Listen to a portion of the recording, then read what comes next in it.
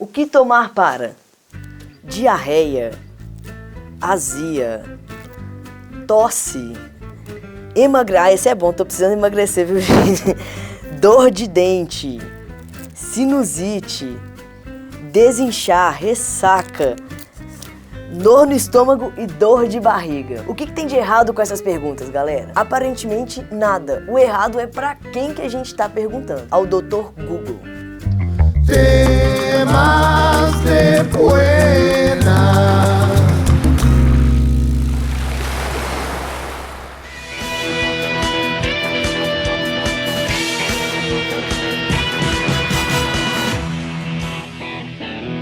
Boa noite! No episódio de hoje nós vamos falar dos efeitos da automedicação e como isso contribui para a formação das chamadas superbactérias. A população está ficando mais doente? Estamos ficando mais resistentes aos antibióticos? Estaríamos próximos de uma ameaça global para a saúde pública? Tudo isso e muito mais hoje no Temas de Buenas. Gastei agora, hein, galera? Superbactérias, quem são, o que fazem, como vivem, o que comem? A verdade, galera, é que o uso de medicamentos sem acompanhamento médico está facilitando, sim, a formação de superbactérias que deixam as pessoas mais resistentes ao tratamento de várias doenças. E o que significa isso de superbactérias? Eu custei entender sobre esse assunto porque, como vocês sabem, eu sou de humanas, né, pessoal? Mas vou explicar mais ou menos como é que eu entendi. Vamos supor que você tá com uma dor de barriga que não passa de jeito nenhum. Daí o que você faz? Pesquisa lá no Google e você vê que tem um tipo de azitromicina que resolve. Aí você vai lá na caixinha da sua mãe de remédios e vê que sim, tem essa azitromicina e o mais importante, que está dentro da validade. Maravilha, sucesso. E que, ao invés de ir lá no médico, você baixa a bula, né? Porque hoje tudo a gente faz no nosso Google e descobre como que você toma. Pronto, se automedicou. Outra coisa é que é bem provável que você tome o remédio até ficar bom e não pelo tempo que realmente deveria tomar. Tá, mas e aí, o que acontece? Galera, vamos supor que tinham, sei lá, tipo uma colônia de 1000 germes morando no seu intestino. O antibiótico vai lá e combate 998 deles, mas sobram 2. Esses 2, eles não vão te causar nada, mas eles vão continuar lá, vivendo livres, felizes, dentro de você. E aí, como eles vão estar lá, de buena, sem fazer nada, vão trocar uma ideia já, talvez até role uma química, um sexo casual, quem sabe, né? Galera, pode parecer zoeira, mas é mais ou menos assim que rola. As bactérias, elas trocam material genético uma com as outras, e assim também que elas ficam super resistentes e se reproduzem. E como eu disse, elas continuam em você sem fazer nenhum mal. Mas como a gente já tá cansado de saber, o que não faz mal pra você pode fazer pra uma outra pessoa. E no contato com uma outra pessoa que já tá doente ou que tem um sistema imunológico mais fraco, aquela superbactéria ali pode sim ser fatal na vida de outra pessoa. E por que isso, galera? Porque o antibiótico que você tomou não vai funcionar pra essa pessoa. E sabe por quê? Porque a bactéria é resistente a ele. É uma superbactéria. Aí daí você fala pra mim: ah, Luca, que exagero. Uma coisa é a pessoa adoecer, mas matar já é demais, né? Não, galera, eu tô falando muito sério. E tá aqui, ó, no manual do Manuel, que não me deixa mentir.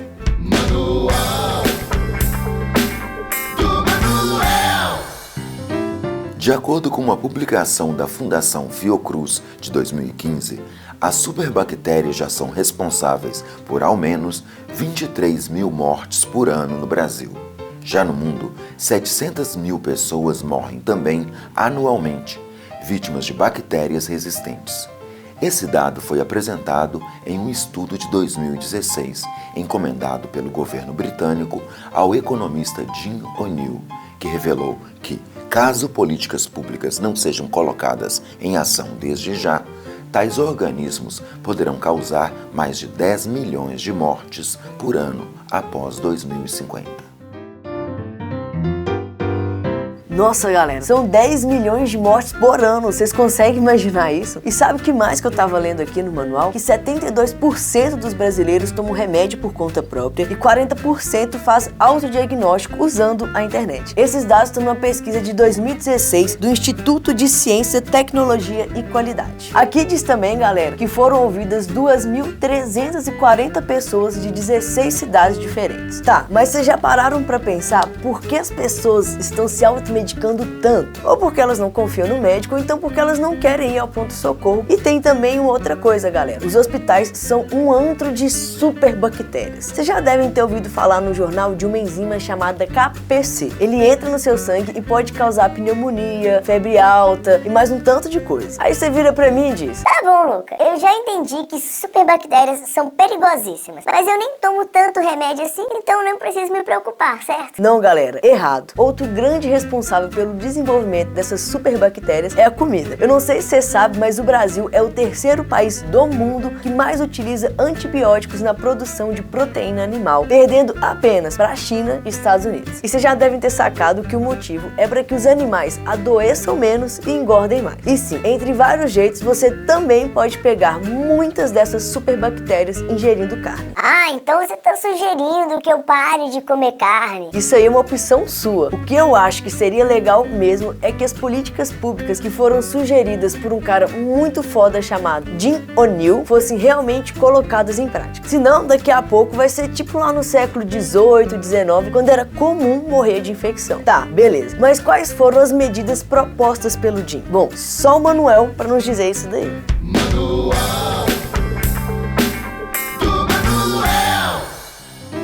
Para impedir que a medicina, abre aspas, seja levada de volta à Idade das Trevas, fecha aspas, o economista Jim O'Neill defende uma revolução na forma como os antibióticos são usados e uma grande campanha para educar as pessoas. Em seu relatório, ele recomenda uma campanha de conscientização global e urgente, já que a maioria das pessoas não sabe deste problema. Criação de um fundo de inovação global de 2 bilhões de dólares para pesquisas em estágio inicial. Melhora do acesso à água limpa, saneamento e hospitais mais limpos para prevenir a propagação de infecções. Redução do uso desnecessário de antibiótico na agricultura, incluindo a proibição dos muito arriscados para a saúde humana. Melhoria da vigilância do crescimento da resistência a antibióticos. Promoção do uso de vacinas e alternativos antibióticos, entre outros. Belezinha? Ótimas ideias isso daí. Mas só isso, ou melhor, tudo isso ainda não é suficiente. A gente precisa tomar mais cuidado com a automedicação, pessoal. Tem que ter bom senso antes de sair ingerindo um monte de remédios nada a ver. E se vocês forem pesquisar na internet, tem que ser pelo menos em sites confiáveis, tipo páginas ligadas a hospitais e clínicas, essas coisas. E não aqueles fóruns absurdos da galera formada em Grey's Anatomy, né, gente? Enfim, existe muita fake news por aí, gente, e nós ainda vamos falar disso em um próximo episódio. Por agora, eu quero que vocês saibam que o Dr. Google existe sim para nos deixar informados e não para dar um diagnóstico. Uma consulta clínica com médico especializado, atendimento individual, avaliação física e essas coisas todas ainda é indispensável, viu, galera? Mas super rola de dar aquela consultada básica na internet antes para se informar, né? Até para ter mais conhecimento para conversar com o médico. E vocês podem ficar de buenas que o Google tá ligado que essas pesquisas aí na área de saúde são uma das coisas mais buscadas na internet. E ele sabe tanto disso que resolveu nos ajudar. Graças a uma parceria com o Hospital Israelita Albert Einstein, o buscador exibe desde 2016 no Brasil cards com informações verificadas sobre diversas doenças e condições, por exemplo, enxaqueca, diabetes, gripe, conjuntivite e por aí vai. Você vai ver que vai aparecer na página principal um monte de informações, sintomas, tratamentos e principalmente uma frase alertando: consulte o médico para receber orientação. Isso tudo evita a automedicação e a propagação de ideias erradas. Então, uma salva de palmas pro Google, pessoal! E esse assunto é muito sério. Foram só 3 vezes na história da humanidade todinha que a ONU declarou o início de uma crise na saúde. O HIV em 2001, as doenças crônicas em 2011 e o Ebola em 2013. E a quarta, que seria causada pelas superbactérias, tá quase dando um oizinho pra gente aí. E a ONU já tá de olho. Vamos ficar ligado que evitar essa treta aí depende de todo mundo. Dos médicos que devem receitar os medicamentos direitinho, dos farmacêuticos que só só devem receitar o antibiótico quando o paciente tiver receita, do jeitinho que a lei determina, e da gente que deve usar o medicamento do jeito certinho que o médico prescrever. Porque imagina, a gente demora anos para colocar um antibiótico no mercado e as superbactérias levam 20 minutinhos para mutarem e vencer um remédio. Também, né, se for pensar, elas estão na Terra há muito mais tempo que a gente. Não dá para competir, né, pessoal? Agora, uma coisa é certa, o Brasil já tá ligado que a gente tá falando de uma ameaça global à saúde pública e tá se movimentando para minimizar os riscos associados à resistência antimicrobiana. A Anvisa, que é a nossa agência de vigilância sanitária, monitora as infecções de correntes sanguíneas em UTIs, associadas ao uso de instrumentos para aplicação de remédios, tipo o catéter. E isso provavelmente pode aparecer num textão motivador da sua redação, caso esse seja o tema. Mas para falar dessa estrutura linda, maravilhosa, eu chamo ela, a Vá, minha querida Vanessão, no quadro mais lindo dessa série. Lógico que depois do meu, um hashtag Vá de Mil. É com você, Vá, e um beijo do Luca. Hashtag Vá de Mil. Ei, Luca, olha só isso. Eu tava aqui lendo um poema do Manuel Bandeira, de 1930, e tô boba que tem tudo a ver com essa história. Olha isso, criaturas e criaturas do meu Brasil varonil. Pneumotórax, febre, hemipótese, dispneia e suores noturnos. A vida inteira que podia ter sido e que não foi. Tosse, tosse, tosse. Mandou chamar o médico. Diga 33, 33, 33, 33. Respire. O senhor tem uma escavação no pulmão esquerdo e o pulmão direito infiltrado. Então, doutor, não é possível tentar o pneumotórax? Não. A única coisa a fazer é tocar um tango argentino.